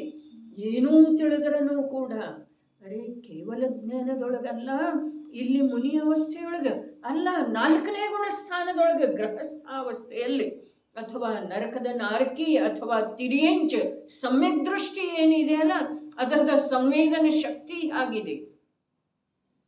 ಆ ಸಂವೇದನ ಶಕ್ತಿ ಅದಕ್ಕೆ 3 ಕಾಲದ 6 ದ್ರವ್ಯದ ಪರ್ಯಾಯಗಳ ತಿಳಿದು ಬರುವಂಥ ಜ್ಞಾನದ ಯೋಗ್ಯತೆ ಪ್ರಕಟ ಆದ್ರೂ ಕೂಡ, ಅವೆಲ್ಲ ತಿಳಿದು ಬಂದ್ರೂ ಕೂಡ 4ನೇ ಗುಣಸ್ಥಾನದೊಳಗೆ 6 ದ್ರವ್ಯದ 3 ಕಾಲದ ಪರ್ಯಾಯ ತಿಳಿತವೆ. ಅರೆ ತಿಳಿಯುವಂಥ ಸ್ವಭಾವದ ಜ್ಞಾನ ಪ್ರಕಟ ಆದದ್ದು ಇದೆ ನೋಡ್ರಿ. ಒಂದು ತನ್ನ 3 ಕಾಲದ ಪರ್ಯಾಯಗಳನ್ನ ಅರೆ 4 ಅಭಾವದೊಳಗ ಅದರ ಸಲುವಾಗಿ ಹೇಳಿದರ್ರಿ. ಪ್ರಾಗ್ಭಾವ, ಪ್ರಧ್ವಂಸಾಭಾವ 3 ಕಾಲದ ಪರ್ಯಾಯ ಬಂದು ಅಲ್ಲಿ. ಭೂತಕಾಲದ ಪರ್ಯಾಯ, ವರ್ತಮಾನದ ಪರ್ಯಾಯದೊಳಗ ಅಭಾವ, ವರ್ತಮಾನದ ಪರ್ಯಾಯದೊಳಗ ಭವಿಷ್ಯ ಕಾಲದ ಪರ್ಯಾಯದ ಅಭಾವ. ಈ 2 ಅಭಾವದೊಳಗ ನನ್ನ 3 ಕಾಲದ ಪರ್ಯಾಯ ಬಂದು ರೀ. ಹಾಗಾದ್ರೆ ಆ ವರ್ತಮಾನದೊಳಗ ಭೂತಕಾಲದ ಪರ್ಯಾಯದ ಅಭಾವ ಇದೆ, ವರ್ತಮಾನದೊಳಗ ಭವಿಷ್ಯ ಕಾಲದ ಪರ್ಯಾಯದ ಅಭಾವ ಇದೆ. ಅಭಾವ ಇರುವುದರಿಂದನ ನಾಳೆ ಅವನು ತೀರ್ಥಂಕರಾಗಿದ್ದಾನೆ. ಮಹಾಪದ್ಮ ಹಿಂದೆ ಶ್ರೇಣಿಕಿದ್ದ, ನಾಳೆ ಮಹಾಪದ್ಮ ತೀರ್ಥಂಕರಾಗಿದ್ದಾನೆ. ಮತ್ತು ಇಂದು ವರ್ತಮಾನದೊಳಗ ನಾರಕೀಕೃತ ದುಃಖ ಭೋಗಿಸುವ ಪ್ರಸಂಗ ಏನಿತ್ತು? ಭವಿಷ್ಯ ಕಾಲದ ಪರ್ಯಾಯ ವರ್ತಮಾನದೊಳಗ ಅಭಾವ ಇದೆ ರೀ. ಭವಿಷ್ಯ ಕಾಲದ ಪರ್ಯಾಯ ಇಲ್ಲೀಗ. ಹಾಗಾದ್ರೆ ಅವನು ತೀರ್ಥಂಕರಾಗಿದ್ರೂ ಕೂಡ ಈಗ ವರ್ತಮಾನದಲ್ಲಿ ಏನಿದೆ? ನಾರಕೀಕೃತ ದುಃಖ ಭೋಗಿಸುವುದು ಅನಿವಾರ್ಯ ಇದೆ. ಹಾಗಾದ್ರೆ ಆ ಪರ್ಯಾಯದಿಂದ ಸಂತುಷ್ಟ ಆಗೋದೇನು? ಈ ಪರ್ಯಾಯದಿಂದ ದುಃಖಿ ಆಗೋದ್ರೆ ಆ ಪರ್ಯಾಯದಿಂದ ಅರೆ ನಾನು ನಾಳೆ ತ್ರಿಲೋಕ ಪೂಜ್ಯ ತೀರ್ಥಂಕರಾಗದೇನೆ, ಈ ಪರ್ಯಾಯದಿಂದ ಈಗಿನ ದುಃಖದ ಪರಿಹಾರ ಆಗ್ತಿದೆ ಅಂದ್ರೆ ಈಗಿನ ದುಃಖದ ಪರಿಹಾರ ಹೇಗೆ ಮಾಡೋದು? ಹಾಗಾದ್ರೆ ಸುಧಾತಾಯಿ ನಾಳಿನ ಪರ್ಯಾಯದಿಂದ ಸಂತುಷ್ಟ ಆಗಿ ಅಥವಾ ಅದರ ನಿರ್ಣಯದಿಂದಿಲ್ಲ. ಅರೆ ನಾನು ವ್ರಥ ಯಶೋಧರ ಮಹಾಮುನಿಯ ಮೇಲೆ ದ್ವೇಷ ಮಾಡಿದ್ನಲ್ಲ, ಹೀಗೆ ಖೇದ ಮಾಡೋದರಿಂದ ದುಃಖದ ಪರಿಹಾರ ಆಗ್ತಿದೆ. ವರ್ತಮಾನದ ನಾರಕೀಕೃತ ದುಃಖದ ಪರಿಹಾರ. ನಾಳೆ ಮಹಾಪದ್ಮಗಾಗಿದ್ದಾನೆ, ಇಂದ್ರ ಬಂದು ನನಗೆ ಸೇವಾ ಮಾಡ್ತಾನೆ ಅನ್ನುವ ಒಂದು ಭಾವನೆಯಿಂದ ಸತ್ಯನೂ ಇದೆಯಲ್ಲ, ಅಸತ್ಯ ಅಂತೂ ಇಲ್ಲ. ಹಾಗಾದ್ರೆ ಅದರಿಂದ ಈ ವರ್ತಮಾನ ದುಃಖದ ಪರಿಹಾರ ಆಗ್ತಿದೆ. ಹಾಗಾದ್ರೆ ವರ್ತಮಾನ ದುಃಖದ ಪರಿಹಾರದ ಆಧಾರ ಯಾವುದು ಹೇಳಿ? ವರ್ತಮಾನ ದುಃಖದ ಪರಿಹಾರದ ಆಧಾರ ಯಾವುದು? 100 ಜನ ಇಂದ್ರರ ನಾಳೆ ನನಗೆ ವಂದನೆ ಮಾಡುವಂಥವ್ರಿದ್ದಾರೆ, ಈ ಹತಕ್ಕೆ ದುಃಖ ಆಗೋದ? ಅಂಥ ಭವ್ಯ ದಿವ್ಯ ಅವಸ್ಥೆಯನ್ನ ಕಲ್ಪನಾ ಮಾಡಿಕೊಂಡು ವರ್ತಮಾನದ ದುಃಖನ ಮರಿತಿರ್ಬಹುದೇನ? ಇಲ್ಲ. ಈ ದುಃಖಕ್ಕೆ ನಾನೇ ಕಾರಣದೇನಲ್ಲ. ನಾ ಅಂದ ಯಶೋಧರ ಮಹಾಮುನಿಯ ಕೊರಳೊಳಗ ಸತ್ತಂಥ ಸರ್ಪಮಾಲೆಯನ್ನ ತೊಡಗಿಸದೇ ಇದ್ದರೆ ನನಗೆ ನರಕದ ಬಂಧ ಆಗ್ತಾನೇ ಇರಲಿಲ್ಲ. ಈ ಪ್ರಕಾರ ಖೇದ ಪಟ್ಟುಕೊಳ್ಳೋದ, ಪಶ್ಚಾತ್ತಾಪ ಪಟ್ಟುಕೊಳ್ಳೋದ, ಅದರಿಂದ ವರ್ತಮಾನದ ನಾರಕೀಕೃತ ದುಃಖ ದೂರ ಆಗ್ತಿದೆ ಏನ್ರಿ? ಹಾಗಾದ್ರೆ ವರ್ತಮಾನದ ನಾರಕೀಕೃತ ದುಃಖದಿಂದ ದೂರ ಆಗುವ ಉಪಾಯ ಏನ? ಅದು ಪರ್ಯಾಯ, ಇದು ಪರ್ಯಾಯ, ಅದು ಪರ್ಯಾಯ. ಅದು ಮಾಡಿದ್ನಲ್ಲ ದೋಷ, ಅದು ಪರ್ಯಾಯ. ಈಗ ದುಃಖ ಭೋಗಿಸ್ತಾ ಇದೇನಲ್ಲ, ಇದು ಪರ್ಯಾಯ. ನಾಳೆ ತೀರ್ಥಂಕರಾಗಮದೇನಲ್ಲ, ಅದು ಪರ್ಯಾಯ. ಆದರೆ ಮೂರೂ ಪರ್ಯಾಯ ಪರ್ಯಾಯ ಮಾತ್ರ ಇದ್ದಾವೆ. ಇಲ್ಲೇ ಇದೇ ಕಲಶದೊಳಗೆ ಮೊದಲೇನು ಹೇಳಿ ಬಂದರು? ಏನು ಹೇಳಿ ಬಂದರು? ವಸ್ತು ಜ್ಞಾನ ಮಾತ್ರ ವಸ್ತುವಿನ ಅನುಭೂತಿ ಏನಿದೆ ಅದು ಸುಖ ಇದೆ. ಜ್ಞಾನ ಮಾತ್ರ. ಅಲ್ಲಿ ನಾರಕೀಕೃತ ದುಃಖದ ಅನುಭವ ಮಾಡ್ತಾ ಇದ್ದಾನೋ ಆ ಶ್ರೇಣಿಕನ್ನುವಂಥ ಕ್ಷಾಯಿಕ ಸಮ್ಯಕ್ ದೃಷ್ಟಿ ಜೀವ ನಾರಕೀಕೃತ ದುಃಖದ ಅನುಭವ ಮಾಡ್ತಾ ಇದ್ದಾನೋ ಅಥವಾ ಕರ್ಮದ ನಿರ್ಜರೆಯನ್ನ ಜ್ಞಾನ ಮಾತ್ರ ವಸ್ತುವಿನ ಅನುಭೂತಿಯ ಮೂಲಕ ಮಾಡ್ತಾ ಇದ್ದಾನೆ? ಅದೇ ಮೂರು ಇವು ಪರ್ಯಾಯ. ಪೂರ್ವ ಪರ್ಯಾಯದ್ದು ಈಗಿಲ್ಲ. ಪಶ್ಚಾತ್ತಾಪ ಪಟ್ಟುಕೊಂಡ್ರೆ ಏನೂ ಆಗುವುದಿಲ್ಲ. ಭವಿಷ್ಯದ ಪರ್ಯಾಯದ ಬಗ್ಗೆ ಹರ್ಷಿತಾದ್ರೂ ಕೂಡ ಅದರ ಲಾಭ ಈಗ ಆಗುವುದಿಲ್ಲ. ಹಾಗಾದ್ರೆ ಮೂರೂ ಕಾಲದ ತನ್ನ ಪರ್ಯಾಯಗಳನ್ನ ನುಂಗಿರುವಂಥದ್ದು ಯಾವುದಿದೆ ಅದ ತ್ರಿಕಾಲಿ ಸ್ವಭಾವದ ಸಂವೇದನ ರೂಪದ ಜ್ಞಾನ. ಅದನ್ನ ನುಂಗುವ ಮಾತು ಹೇಳ್ರಿ. ಅದು ನುಂಗಬೇಕಾದ್ರೆ ಅದರ ಹತ್ರ ಏನಿದೆ? ಅದರದ್ದೆಲ್ಲ ಅರಗಿಸಿಕೊಳ್ಳುವಂಥ, ಅದರ ವಿಷವನ್ನು ದೂರ ಮಾಡುವಂಥ ದಿವ್ಯ ಔಷಧಿ ಇದೆ ಆ ಸಂವೇದನ. ಏನು ಚರ್ಚೆ ಮಾಡೋದಿದೆ? ಈ ಶಬ್ದಗಳದ ಭಾವದ ಆಳೆಯಷ್ಟಿದೆ. ಅದನ್ನು ನುಂಗಿತು. ಮೂರೂ ಸಮಯದ ಪರ್ಯಾಯಗಳನ್ನ, ಮೂರೂ ಕಾಲದ ಪರ್ಯಾಯಗಳನ್ನ ತನ್ನವೇ, ಇನ್ನೊಬ್ಬರದ್ದು ಬಿಡ್ರಿ, ತನ್ನವೇ ನುಂಗಿತಂತಂದ್ರೆ ಸಹಜ ರೂಪದಿಂದ ಸ್ವೀಕಾರ ಮಾಡಿ. ಅದರಿಂದ ಮರಣಕ್ಕೆ ಪ್ರಾಪ್ತ ಆಗಲಿಲ್ಲ. ಅದು ವಿಷ ಇದ್ರೂ ಕೂಡ. ಯಾಕೆ? ಅಂಥ ದಿವ್ಯ ಔಷಧಿಯ ಸಮೂಹ ರೂಪ ಯಾವುದು ಆತ್ಮ ಇದ್ದಾನಲ್ಲ, ಯಾವ ಸ್ವಭಾವ ಇದೆಯಲ್ಲ, ಅಲ್ಲಿ ಮಗ್ನ ಇದೆ. ಬಹಳ ಅದ್ಭುತ ಕಥೆ. ಇದನ್ನು ವಸ್ತು ಸ್ವರೂಪದ ಆಸ್ವಾದ ಪಡೆದಿರುವಂಥವ್ರನ್ನ ಇದನ್ನು ಹೇಳೋ ಸಾಧ್ಯ ಇದೆ. ಮತ್ತು ವಸ್ತು ಸ್ವರೂಪದ ತೀವ್ರ ರುಚಿ ಯಾರಿಗಿದೆ ಅವರಿಗೆ ಈ ಮಾತು ತಿಳಿದು ಬರೋ ಸಾಧ್ಯ. ಎಂಥದ್ದಿದೆ ಅದು? ಒಂದು ಪದಖಂಡ ಮಗ್ನವಾಗಿರುವಂಥದ್ದಿದೆ ತನಕ. ಅದು ನೋಡ್ರಿ, ಇನ್ನೊಂದ್ಸಲ ಮೇಲ್ ನಡೀರಿ. ನಿಷ್ಪೀತಾಖಿಲ ಭಾವ ಮಂಡಲ ರಸ ಪ್ರಾಗ್ಭಾರ ಮತ್ತಾಹ ಇವ ಸಮಸ್ತ ಜೀವ ಉದ್ಗಲ ಧರ್ಮ ಅಧರ್ಮ ಕಾಲ ಆಕಾಶ ಹೀಗೆ ಸಮಸ್ತ ದ್ರವ್ಯಗಳ ಅತೀತ ಅನಾಗತ ವರ್ತಮಾನದ ಅನಂತ ಪರ್ಯಾಯಗಳನ್ನು ನುಂಗಿರುವಂಥದ್ದಿದೆ. ಅವುಗಳ ರಸಾಯನಭೂತ ಔಷಧ. ಅಲ್ಲಿ ಬಂಧ ಅಧಿಕಾರದೊಳಗೆ ಬರ್ತಿದೆ, ನಿರ್ಜರಾಧಿಕಾರದೊಳಗೆ ಬರ್ತಿದೆ. ನಿರ್ಜರಾಧಿಕಾರದೊಳಗೆ ಬರ್ತಿದೆ ವೈದ್ಯ ವಿಷ ಸೇವಿಸಿದ್ರೂ ಮರಣ ಆಗುವುದಿಲ್ಲ. ಮತ್ತು ಅರತಿ ಭಾವದಿಂದ ಮದ್ಯ ಸೇವನೆ ಮಾಡಿದ್ರೆ ಅಮಲ ಇರುವುದಿಲ್ಲ. ಇದೇ ಇದೆ ರೀ. ಅದ ಇದೇ ನಿರ್ಜರಾಧಿಕಾರದೊಳಗನೆ ಇದ್ದಾವೆ ಅವಗಾತಿಗಳ. ಅರತಿ ಭಾವದಿಂದ ಪುರುಷ ಮದ್ಯದ ಸೇವನೆ ಮಾಡಿದ ಅಂತಂದ್ರೆ ಅವ ಅಮಲ ಇರುವುದಿಲ್ಲ. ಮತ್ತು ವೈದ್ಯ ವಿಷ ಸೇವನೆ ಮಾಡಿದ್ರೂ ಕೂಡ ಮರಣ ಹೊಂದುವುದಿಲ್ಲ.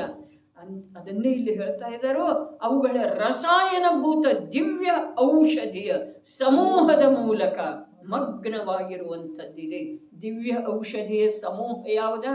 ಈಗ ನಮ್ಮ ಭಾಷೆಯೊಳಗೆ ಮೇಲೆ ಬಂದು ಹೇಳಿದ್ರೆ, ಸ್ವಲ್ಪ ಸೂಕ್ಷ್ಮದಿಂದ ಮೇಲೆ ಬಂದು ಹೇಳಿದರೆ ಭೇದ ವಿಜ್ಞಾನ ಏನಿದೆ ಇದುವೇ ದಿವ್ಯ ಔಷಧಿಯ ರಸಾಯನದ ಸಮೂಹ ಇದೆ. ತಿಳಿದ್ರೂ ಕೂಡ ಅದರ ಜೊತೆಗೆ ಏಕಾಗದೇ ಇರೋದ ಇದು ದಿವ್ಯ ಔಷಧಿ ಇದೆ, ಇದು ರಸಾಯನ ಇದೆ. ಅರೆ ಆ ದಿವ್ಯ ಔಷಧಿಯ ಸಮೂಹ ಸ್ವಯಂ ತಾನಿದ್ದಾನೆ, ಅದರೊಳಗೆ ನಿಮಗ್ನಿದ್ದಾನೆ. ಸಮೂಹ ಯಾಕೆ ಹೇಳಿದರು? ಅದೊಂದು ಉಳಿತಿದೆಯಲ್ಲ, ಸಮೂಹ ಯಾಕೆ ಹೇಳಿದರು ನೋಡ್ರಿ. ಅವುಗಳ ಅಂದ್ರೆ ಯಾವ ಅವುಗಳ? 6 ದ್ರವ್ಯ ಮತ್ತು ಪ್ರತಿಯೊಂದು ದ್ರವ್ಯದ 3 ಕಾಲದ ಪರ್ಯಾಯ. ಅವುಗಳ ರಸಾಯನಭೂತ ದಿವ್ಯ ಔಷಧಿಯ ಸಮೂಹದ ಮೂಲಕ. ಸಮೂಹ ಯಾಕೆ ಹೇಳಿದರು? ಸಮೂಹ ಯಾಕೆ ಹೇಳಿದರು? ಒಂದು ಸಲ ಭೇದಜ್ಞಾನ ಪ್ರಕಟ ಆಯಿತು ಅಂತಂದ್ರೆ ಮುಂದೆ ಬರುವಂತಹ ಪ್ರತಿಯೊಂದು ಪರ್ಯಾಯದ ಸಮೂಹ. ಅರೆ ಆ ಭೇದಜ್ಞಾನ ಅಖಂಡ ಇರುವ ವೇಳೆದೊಳಗೂ ಕೂಡ ಭಿನ್ನ ಪರ್ಯಾಯದ ಸಾಮರ್ಥ್ಯ ಇದೆ. ಹೀಗಿದ್ದ ಕಾರಣ ಸಮೂಹ ಅಂತ ಹೇಳಿ ನೋಡ್ರಿ. ಇನ್ನೂ ಇದರದ ವಿಸ್ತಾರ ಇಷ್ಟು ಇದೆ. 6 ದ್ರವ್ಯ. ಅರೆ 6 ದ್ರವ್ಯ ಅಲ್ಲ, ಅನಂತ ದ್ರವ್ಯ ರೀ. 6 ಅಲ್ಲ, ಜಾತಿ ಅಪೇಕ್ಷಾದಿಂದ 6 ಮಾಡಿದ್ರು. ಜೀವನಂತದವು ಉದ್ಗಲಾದ್ರೆ ಅನಂತ ಗುಣಿತ ಅನಂತ ಇದಾವೆ. ಹಾಗಾದ್ರೆ ಅನಂತ ದ್ರವ್ಯಗಳ ಪ್ರತಿಯೊಂದು ದ್ರವ್ಯದ 3 ಕಾಲದ ಪರ್ಯಾಯ ಎಷ್ಟದು? ಹಾಗಾದ್ರೆ ಅವುಗಳನ್ನೆಲ್ಲ ಎದುರಿಸುವ ಸಲುವಾಗಿ ಅದಕ್ಕೆ ಪ್ರತಿಯಾಗಿ ಅಷ್ಟೇ ಸಾಮರ್ಥ್ಯ ಇಲ್ಲಿ ಬೇಕಲ್ಲ.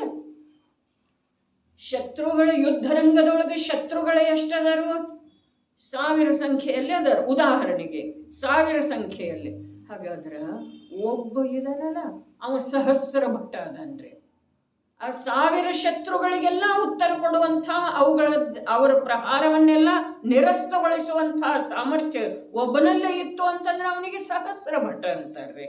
1,00,000 ಯೋಧರು ಇದ್ದರು, ಅವರನ್ನೆಲ್ಲ ಎದುರಿಸುವ ಸಾಮರ್ಥ್ಯ ಒಬ್ಬನಲ್ಲೇ ಇತ್ತು ಅಂತಂದ್ರೆ ಅವನಿಗೆ 1,00,000 ಭಟ್ಟ ಅಂತಾರೆ.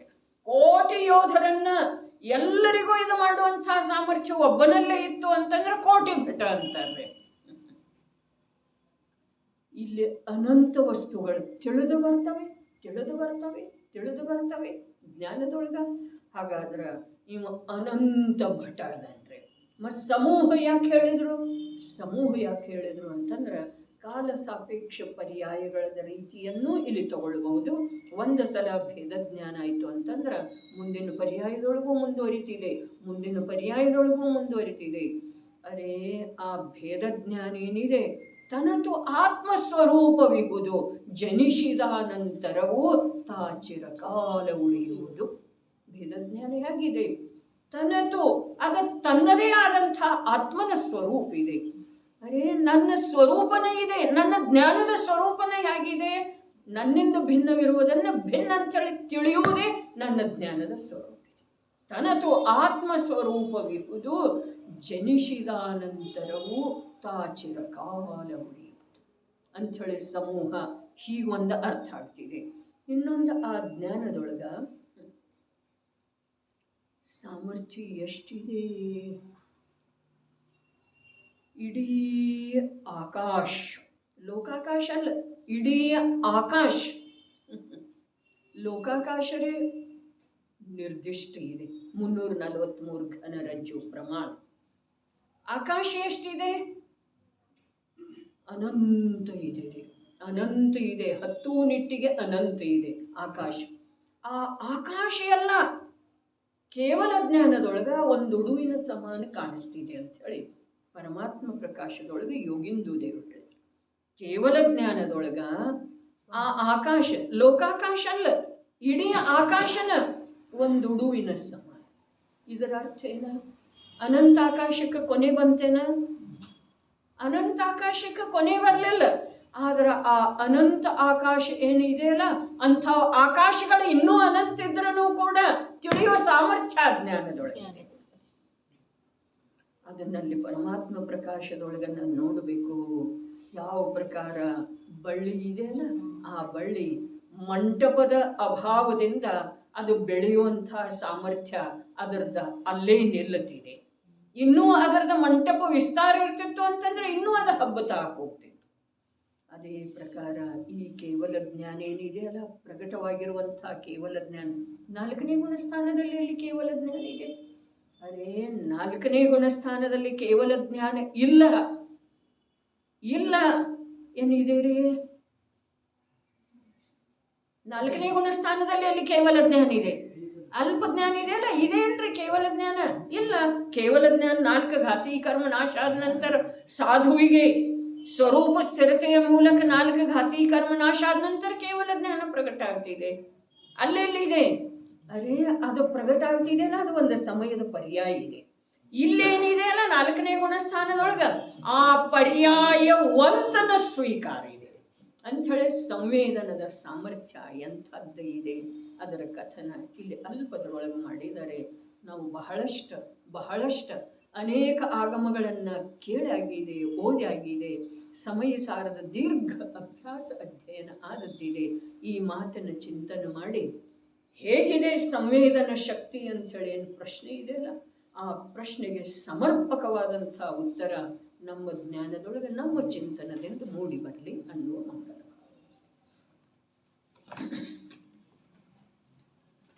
ಒಂದು